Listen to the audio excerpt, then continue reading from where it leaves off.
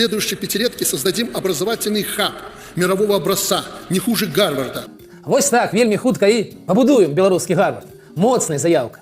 Гарвардскі універсітэт ва ўсіх рэйтынгах займае калі не першае, то другое, трэцяе месца. Яму амаль 400 гадоў. Там навучаецца каля 60 тысяч чалавек, і ён багацейшы за ўсю Рэспубліку Беларусь. Ёсць у меня такое подозрение. Яго мэтавы фонд складае каля 40 мільярдаў долараў. Я не памыліўся, мільярдаў. Гэта альбо ахвяраванне выпускнікоў, альбо перададзеная маёмасць, на якой універсітэт можа зарабляць для ажыццяўлення сваёй статутнай дзейнасці. Яшчэ адна лічба. Сярэдні заробак прафесара ў Гарвардзе амаль 200 тысяч долараў на год. Зразумела, што гэта ЗША, але ўсё роўна сярэдні заробак асобы, якая вучыць студэнтаў, утрая вышэйшы, чым у сярэднім у краіне. У нашых умовах гэта азначала б, што прафесарам трэба плаціць 10 тысяч рублёў штомесяц у сярэднім. Ну, каб заснаваць уласны Гарвард. Я разумею, што абяцалі з 1 верасня нешта там падняць. Але я чамусьці сумняваюся, каб настолькі.